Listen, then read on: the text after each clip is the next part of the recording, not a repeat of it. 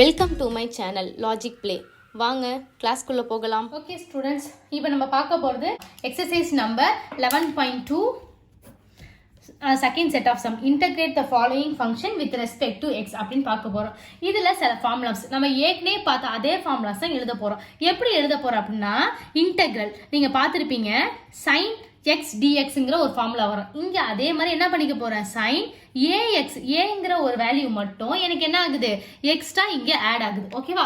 So sine ax dx equal to sine என்னவா மாறும், 1 minus cos ஆகுமா, மைனஸ் காஸா வரும். ஆனால் இங்கே எனக்கு ஏ வேல்யூ கொடுத்துருக்கிற வாசி நான் என்ன செஞ்சிருக்கிறேன், minus 1/a cos x cos a x plus c.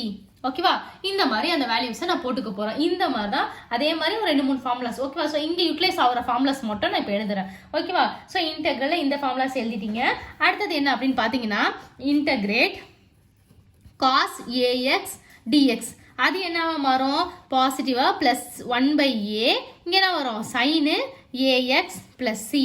ஓகேவா? சைன் வந்து மைனஸ் காசாகவும் காஸ் வந்து சைனாகவும் மாறப்போகுது. அடுத்தது ஒரு formula, integral cosecant square ax dx equal to 1/a cot x plus c. ஓகேவா? ஸோ அதே ஃபார்முலா தான், ஜஸ்ட் ஏங்கிற ஒரு ஆல்பபெட் மட்டும் எல்லாத்துலேயும் ஆட் ஆகுது. ஓகேவா? ஸோ ஆல்ரெடி நான் இது கொடுத்துருக்குது, எங்கே கொடுத்துருக்கேன் அப்படின்னு பார்த்தீங்கன்னா, எக்ஸசைஸ் நம்பர் 11.1ல் நான் இந்த ஃபார்முலாஸை எழுதியிருக்கேன். சரியா? அங்கே உள்ள அதே ஃபார்முலாஸ் தான், ஜஸ்ட் என்ன ஆகுது, ஏங்கிற ஆல்பபெட் மட்டும் எல்லாத்துலேயுமே ஆட் ஆகுது. ஓகேவா? இந்த ஏங்கிற ஆல்பபெட் மட்டும் ஆட் ஆகி அந்த ஃபார்முலா உங்களுக்கு இந்த மாதிரி வருது. ஓகேவா? ஓகே, இதில் ஃபர்ஸ்ட் சம் பார்க்கலாமா? ஸோ ஃபர்ஸ்ட் சம் என்ன அப்படின்ட்டு பார்த்தீங்கன்னா, சைன் 3x அப்படின்ட்டு கொடுத்துருக்காங்க. ஓகேவா? ஸோ சைன் 3xன்னு கொடுத்துருக்காங்க. நம்ம எப்பயுமே போடுற ஸ்டெப்ஸ் போட்டு ஸ்டார்ட் பண்ண போகிறோம். ஸோ கிவன்ல என்ன எழுத போகிறேன், கொடுத்துருக்க கொஸ்டினோட வேல்யூ. So 3x. ஓகேவா? Sorry, sine 3x. ஓகேவா? தென் டு ஃபைன்ல என்ன எழுத போகிறேன், integrate sine 3x with respect to x அப்படின்னு சொல்லி போட்டுக்கோங்க. நான் என்ன எழுத போகிறேன், இன்டகிரேட் சைன் 3x அப்படின்ட்டு போட்டுக்க போறேன். ஓகேவா? தென் சொல்யூஷன்ல என்ன செய்ய போறேன் அப்படின்ட்டு பாத்தீங்கன்னா, இந்த வேல்யூவை ஃபார்முலா படி சப்ஸ்டிட்யூட் பண்ண போறேன். எனக்கு ஃபார்முலா தெரியும். ஸோ இப்போ நான் என்ன செய்ய போறேன், we know that அப்படின்ட்டு போட்டேன்னா சைன் கொடுத்துருக்காங்க. அப்ப அங்க என்ன ஃபார்முலா வரும், சைன் ஃபார்முலா தானே வரும். ஸோ சைன் ஃபார்முலாவை நான் எழுத போறேன். ஓகேவா? ஸோ இன்டெக்ரல்ல sine ax dx equal to minus 1/a cos ax plus c. ஓகேவா ஸ்டூடெண்ட்ஸ், புரியுதா?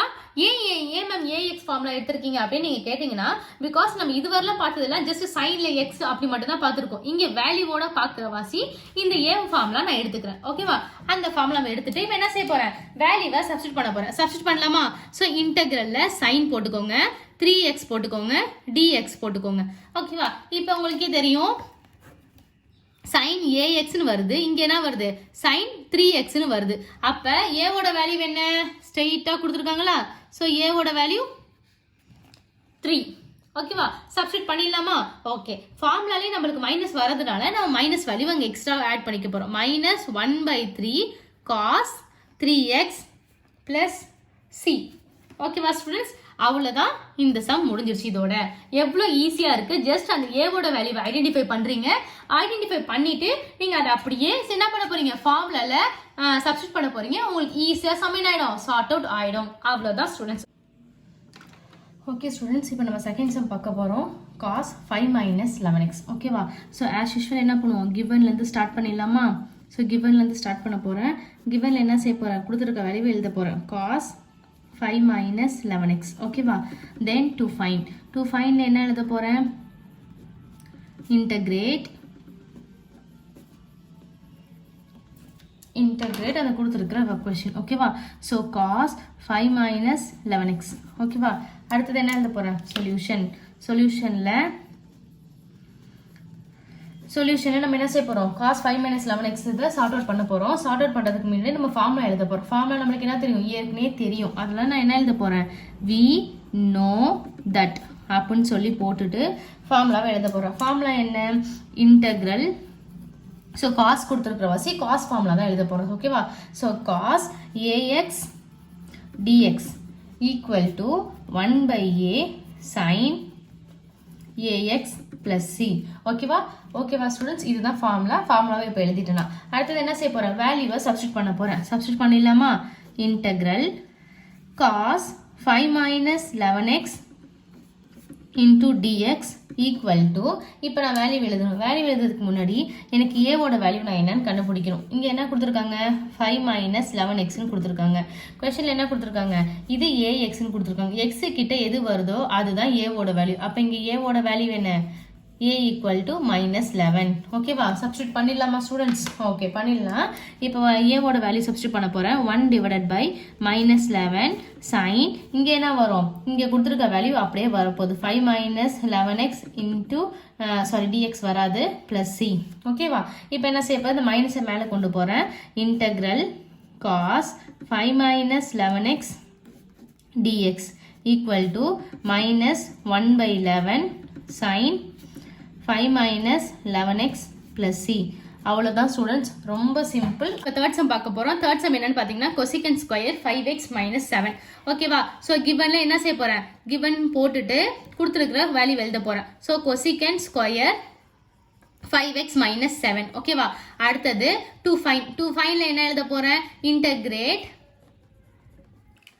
ஸோ இன்டெகிரேட்னு போட்டுட்டு கொடுத்துருக்கிற வேல்யூ, ஓகேவா, 5x minus 7 with respect to x, அதுதான் எழுதிக்க போகிறோம். ஓகேவா, தென் சொல்யூஷனில் என்ன செய்ய போகிறோம் அப்படின்னு பார்த்தீங்கன்னா வேல்யூவை சப்ஸ்டிட் பண்ண போகிறோம். சப்ஸ்டிட் பண்ணுறதுக்கு முன்னாடி இங்கே என்ன கொடுத்துருக்காங்க, கொசிகன் கொடுத்துருக்காங்க. சாரி, இங்கே நான் கொசிகன் விட்டுட்டேன். So கொசிகன் square. ஓகேவா, இங்கே என்ன கொடுத்துருக்காங்க, கொசிகன் கொடுத்துருக்காங்க. அப்போ கொசிகன் ஸ்கொயரோட ஃபார்முலா எழுதிடலாமா? எழுதிடலான்னு சொல்லிட்டு அதுக்கு முன்னாடி we know that அப்படின்னு சொல்லி போட்டுக்க போகிறேன். we know that அப்படின்னு போட்டுட்டு கொசிகன் ஸ்கொயரோட ஃபார்முலா என்ன, integral cosecant square ax dx equal to minus 1 by a cot x plus c. ஓகேவா, இதுதான் என்னது cosecant square ஓட ஃபார்முலா. ஓகே, இப்போ வேல்யூ சப்ஸ்டிட் பண்ணிடலாமா? ஸோ இன்டெக்ரல் cosecant square, இங்கே என்ன வேல்யூ வருது, 5x minus 7. ஓகேவா, minus 7 dx. ஓகேவா, இப்போ a ஓட வேல்யூ என்ன அப்படின்னு பார்த்தீங்கன்னா x பக்கத்தில் என்ன இருக்கு, 5. ஸோ இப்போ அதுதான் a ஓட வேல்யூ. வேல்யூ சப்ஸ்டிட் பண்ணிடலாமா? டவுட்டாக இருக்கு அப்படின்னா கிளாரிஃபை பண்ணி எழுதிக்கோங்க. a ஓட வேல்யூ 5 சரியா? ஓகே, இப்போ இங்கே என்ன எழுதலாம், மைனஸ் 1 by 5. இங்கே என்ன வரும், காட்டு. கொடுத்துருக்க கொஸ்டினில் உள்ள வேல்யூ தான் அப்படியே இங்கேயே வரும். ஓகேவா, ஸோ காட் ax வரும் இங்கே. ஐம் ஸோ சாரி, இங்கே அதை எழுதிக்கோங்க. So cot 5x minus 7 whole power cot 5x minus 7 plus c. அவ்வளோதான் ஸ்டூடெண்ட்ஸ். ஸோ வேல்யூவை சப்ஸ்டிட் பண்ணிட்டோம். வேல்யூவை சப்ஸ்டிட் பண்ணிட்டு அதுக்கு நேராக என்னென்ன ஆன்சர் வருதோ அதை ஜஸ்ட் அப்படியே எடுத்து போட்டுட்டு இந்த சம் என்ன பண்ணியாச்சு, சார்ட் அவுட் பண்ணி முடிச்சாச்சு. அவ்வளோதான் ஸ்டூடெண்ட்ஸ், ரொம்ப ஈஸியஸ்ட் அண்ட் சிம்பிளஸ்ட் வே. வேறு ஏதாவது சம்ஸ் வேணும்னா கமெண்ட் செக்ஷனில் மென்ஷன் பண்ணுங்கள். உங்களுக்கு வீடியோ புரிஞ்சிருக்கும்னு நினைக்கிறேன். என்னோட சேனலை லைக் பண்ணுங்கள், ஷேர் பண்ணுங்கள், மறக்காமல் சப்ஸ்கிரைப் பண்ணுங்கள்.